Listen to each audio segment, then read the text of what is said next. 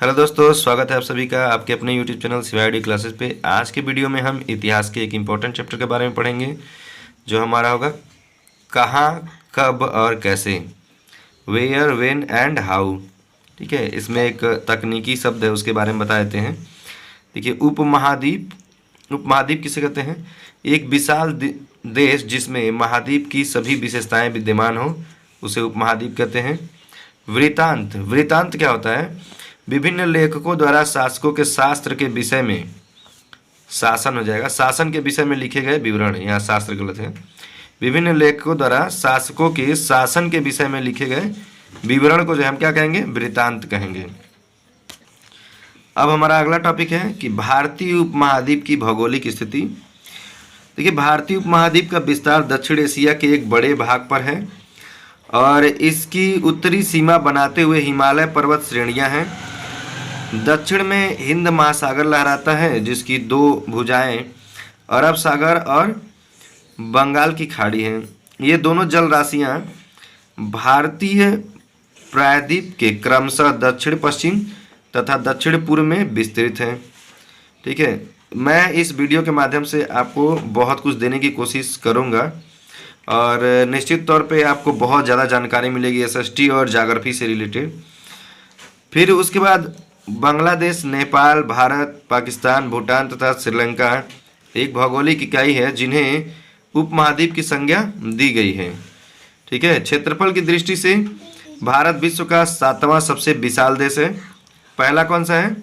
रूस है। ठीक है, और जनसंख्या की दृष्टि से भारत जो है विश्व का दूसरा देश है। ठीक है, और पहला कौन सा है? चीन है, चाइना। अब देखिए, एक मैप यहाँ बना हुआ है तो एक नज़र इस मैप पे भी डाल लेते हैं। हल्का हल्का मैं आपको इसके बारे में बताते चलता हूँ। ठीक है, तो ये वाला जो पोर्शन है ना, ये भारत का पूर्वी भाग है। कौन सा? पूरब वाला हिस्सा है। और ये वाला जो हिस्सा है ना, ये वाला आपका जो है पश्चिमी भाग है।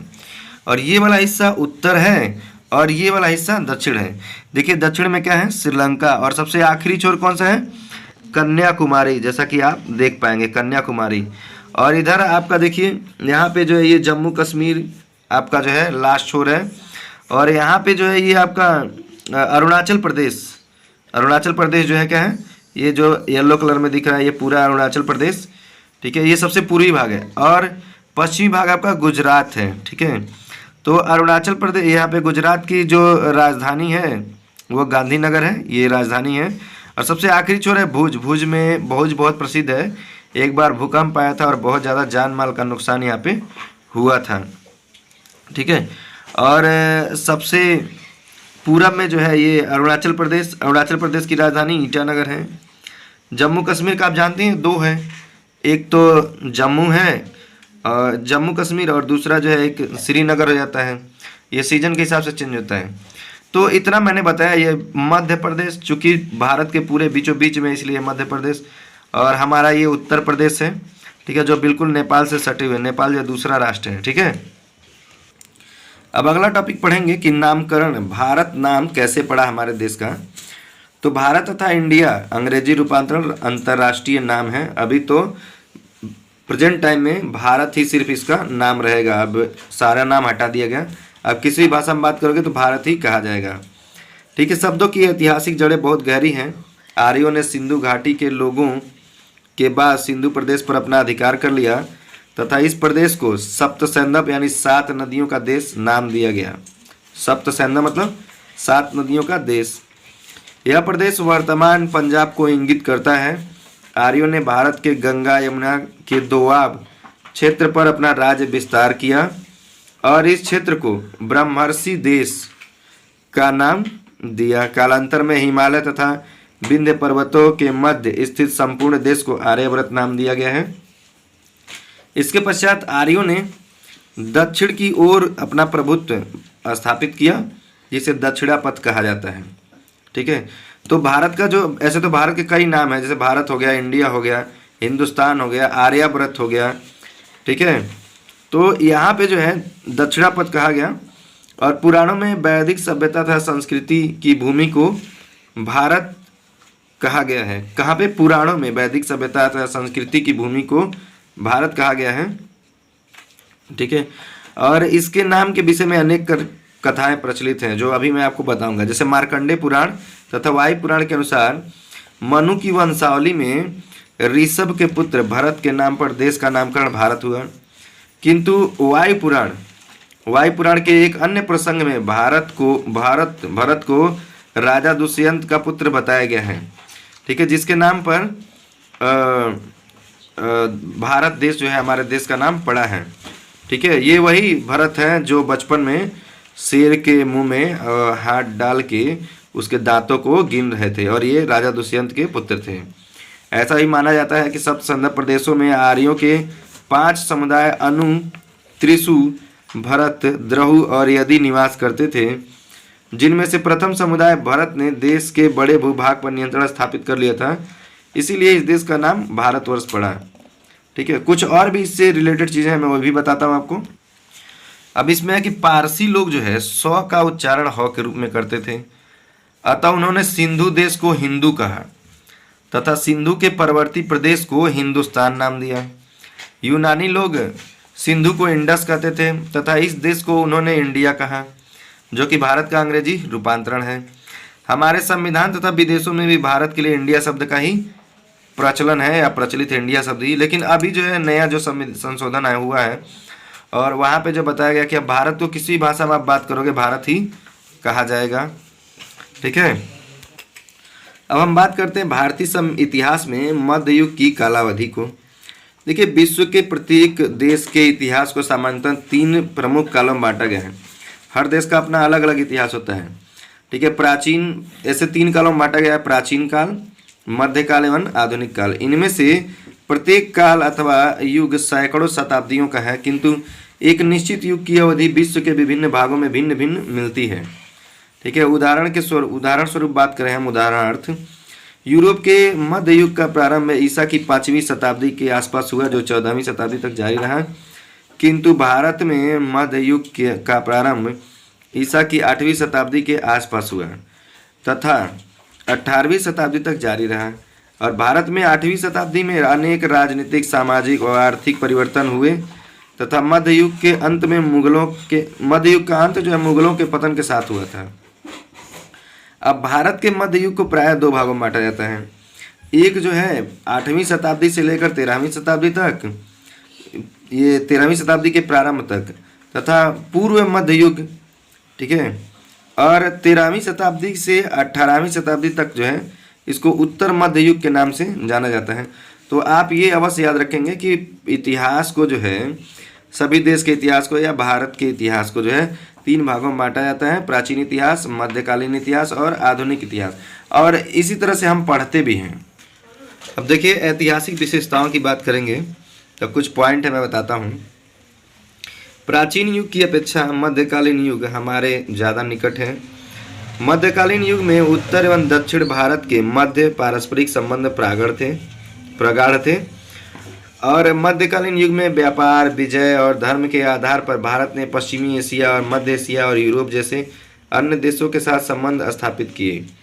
ठीक है, देखिए, जितने भी देश गुलाम हुए हैं, मेरा मानना है कि पहले जो है जिन लोगों ने गुलाम बनाया वहाँ पे जाके व्यापार किया है, और व्यापार के थ्रू क्या है, उन पे जो है अपना एक तरफा एक अधिकार जमाया है और फिर उनका शोषण किया है। ठीक है, तो इसी प्रकार से देशों का संबंध स्थापित होता था और फिर गुलाम हो गया। जैसा कि भारत भी गुलाम हुआ था अंग्रेज़ों का, ब्रिटिशों का, और बहुत सारी प्रॉब्लम्स के बाद जो है फ्रीडम मिला। तो मध्यकालीन युग के अनेक पुरातात्विक और साहित्यिक स्रोत उपलब्ध हैं जो मध्यकालीन युग के दौरान घटित घटनाओं की शुद्ध जानकारी प्राप्त करते हैं। इस युग में समाज में स्त्रियों की स्थिति दयनीय थी, उन्हें पर्दे में रहना पड़ता था, जिसके कारण वे घरों की चारदीवारी में ही कैद होकर रह जाती थीं। हमारी अनेक सामाजिक रीति रिवाजों, विश्वासों एवं परंपराओं का उदय मध्यकालीन युग में हुआ था। मध्यकालीन युग में भक्ति एवं सूफी संतों ने हिंदू एवं इस्लाम धर्म के मौलिक सिद्धांतों का व्यापक दृष्टिकोण प्रस्तुत किया, जिसके परिणाम स्वरूप हिंदू एवं मुसलमानों में परस्पर समरसता एवं सहिष्णुता की श्रेष्ठ भावना का संचार हुआ। अधिकांश भाषाएं विशेषकर उर्दू एवं हिंदी इसी युग में विकसित हुई। वर्तमान समय जो पोशाक हम पहनते हैं तथा जो भोजन हम खाते हैं उन सभी पर मध्यकालीन युग का स्पष्ट प्रभाव है। अब बात करेंगे इतिहास के स्रोत की। देखिए, इतिहास के जानने के लिए, इतिहास को अगर जानना है तो उसके दो स्रोत हैं। पहला हम बात करेंगे साहित्यिक स्रोत की और दूसरा बात करेंगे पुरातात्विक स्रोत की। तो साहित्यिक स्रोत में क्या क्या आता है? आत्मकथा आ जाता है, संस्मरण आ जाता है, विदेशी यात्रियों के तथा इतिहासकारों के विवरण जो हैं, ठीक है, साहित्य आ जाता है, फिर जीवन कथाएं अथवा संस्मरण है। जैसे इसमें हम बात करेंगे साहित्य वाले में बाण भट्ट का हर्षचरित, दंडी का 10 कुमार चरित, कल्हड़ की राज तरंगिणी, बिल्हड़ का विक्रमांक, ठीक है, विक्रमांक देव चरित, और चंद्रबरदाई का पृथ्वीराज रासो, क्षेमेंद्र का कुमार पाल चरित, ये आदि महान साहित्यिक रचनाएं हैं। ठीक है, और एक ऐसी कृतियां हैं ये जो हमें इतिहास के बारे में गहरा दर्शन कराती हैं। फिर जीवन कथाएं या संस्मरण की बात करेंगे तो देखिए, अनेक विद्वानों ने तथा लेखकों ने विभिन्न शासकों के जीवन तथा राजवंशों के वृत्तांत लिखे हैं, वर्णन किया उनका। जैसे कल्हड़ ने 12वीं शताब्दी में राज तरंगिणी लिखी जो कश्मीर के शासकों का इतिहास है।